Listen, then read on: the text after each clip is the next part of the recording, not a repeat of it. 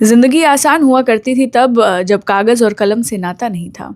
कोई भी दीवार कागज़ और कोई भी चीज़ कलम हो जाया करती थी। किसी भी छोर से शुरू होकर किसी भी छोर पर छोड़कर आगे चले जाते थे। घर के ताऊ से मिलने में डर लगता था और खिलौने की दुकान पर बैठने वाला अपना। कभी गोदी में आ गए और कभी किसी के हाथ भी ना आए। पढ़ने के लिए डांट फटकार सुनकर भी कभी बुरा नहीं लगा और कभी तो सोते हुए उठा दिए गए तो रोना आ जाता था। वो समय भी ठीक था जब समय की खबर नहीं थी। 2:30 बजे का ट्यूशन खत्म करके 5:30 बजे तक खेलते थे। हर परीक्षा में भगवान की परीक्षा लेते थे। गणित के सवाल से सहमे हुए रहते थे और टिफिन कब खाना है इसकी तरकीब निकाला करते थे।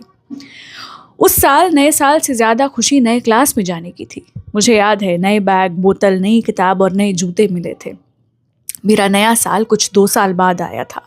चौथी से छठी तक जाने के सफ़र में मैंने भगवान को भी बदलते देखा है। स्लेट से पेंसिल तक आने में भगवान मेरे साथ रबड़ के रूप में रहा। फिर जब पेन पकड़ा तो पन्ना गंदा होता चला गया। व्हाइटनर ने जो दाग दिए वो बेहूदे से भद्दे से थे। रबड़ गलती छुपा लेती है, व्हाइटनर भी ऐसी ही है मगर चिप्पी साटने जैसी काम करती है। यहाँ से भगवान मुझसे दूर जाने लगा था। मानो उसने कह दिया हो, तुम्हें इन भद्दे पन्नों के साथ ही पढ़ाई और परीक्षा पूरी करनी है। अगर ऐसा नहीं चाहिए तो गलती कम करो। और इंसान गलतियों का ही पुतला है, ये मुझे आज समझ आता है। अब मेरा भगवान वाकई भगवान हो गया है। वो अब मुझसे मंदिरों में रीति रिवाज, कुंडली, हवन आदि में मुझसे मिलता है।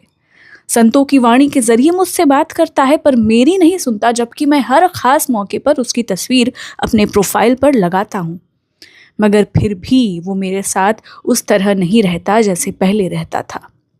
खासकर डिलीट के आने के बाद पीछे क्या जिया, क्या गलती रही, इनका कोई हिसाब नहीं रहता। सब कोरा जरूर लगता है पर नया एकदम नहीं लगता।